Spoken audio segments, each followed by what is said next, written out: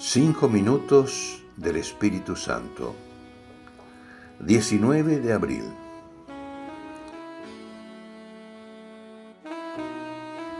Cuando entre nosotros nos unimos con un amor sincero y generoso, estamos reflejando el misterio del Espíritu Santo, que es el amor que une al Padre y al Hijo. Recordemos que cuando nos queremos entre nosotros, estamos haciendo una profunda experiencia de lo que es el Espíritu Santo. El amor de Dios ha sido derramado en nuestros corazones con el Espíritu Santo que se nos ha dado. Pero eso se realiza cuando nos amamos de verdad, respetando la diversidad, aceptando que los demás sean diferentes.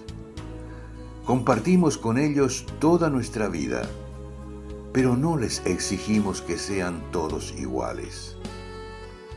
Esa unidad en la diversidad es un reflejo del Espíritu Santo, porque Él une al Padre y al Hijo, que son distintas personas, pero que comparten todo lo que son en un amor infinito. Cuando vivimos unidos en el amor, respetándonos y valorándonos, estamos reflejando ese misterio infinito de las tres personas divinas.